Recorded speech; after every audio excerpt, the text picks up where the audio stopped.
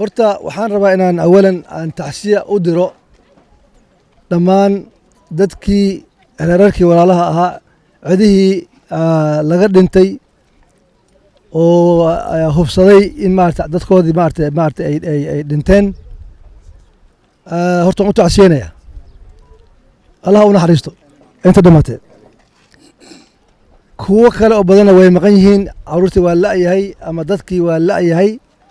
ayagana waxaan leenahay ilaahay maaragtay ha soo aruuriyo hadday nabad yihiin haddii maarata toodii ay gashan allah u naxariisto ayagana طبعا waxaan dhacay musiibo weyn weeyaan oo aan caadi ahayn musiibo run ahaantii inkastoo adda musiibada kolley qadar buu ku dhacaa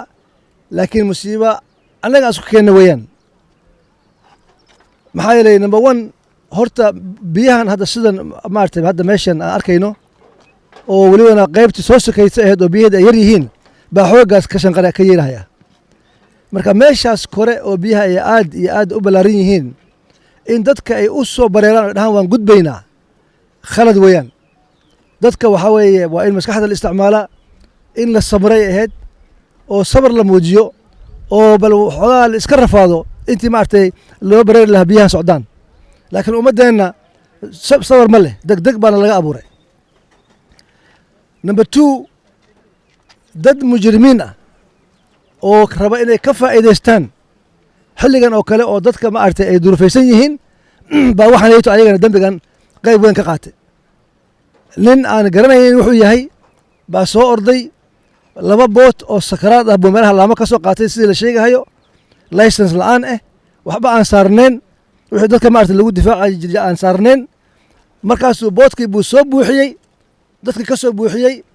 markaas boot buuxdo baa haddana xoog uu ku dhex mariyey biyihii biyo socdaan oo ayaga xoog ku socdaan marka waxaa weeye waa reckless waa macnaha waa nin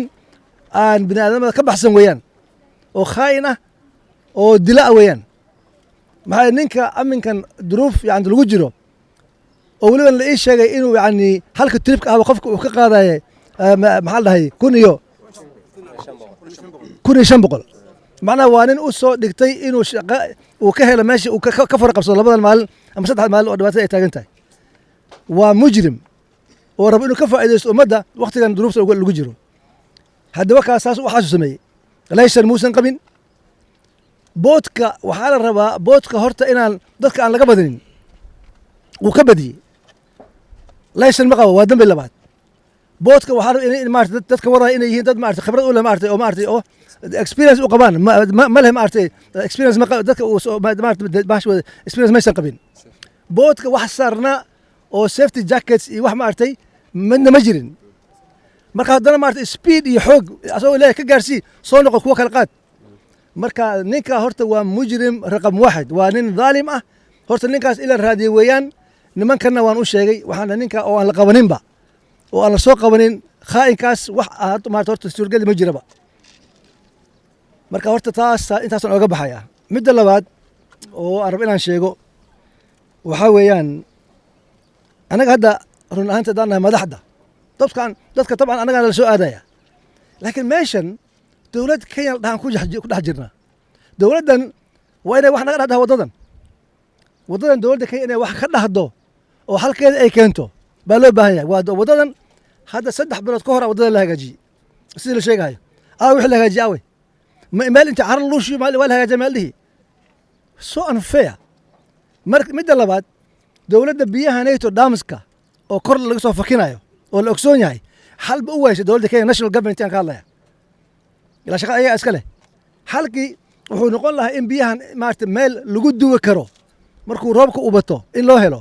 ma aha in markasta uu roob da'a in biyihiina lagu soo fakiyo oo marka anaga sidan aan u rafaadno oo dadkeena ay ku dhammaadaan oo maarata beeraheen ay ku baaba'aan marka meeshaas war weyn baa nagala jira waa isku noqonaynaa kolley waxaan intaa ka badan wax maarata loo gegsan kara ma aha ama waa inaan ahaanaa waddan maarata run ahaantii iska warqabo oo naga warqabi karo oo sidan maarata noo dhaami karo hadda waa ka wax socda ma leh beecsharo ma leh safar ma leh waa la kala go'ay haddana waxaa noo ziyaada dadkeena meesha inay ku dhammaadaanba marka ha wax gurmadna hadda maanta kale waxaa la rabay in meeshan ay noqoto rescue operation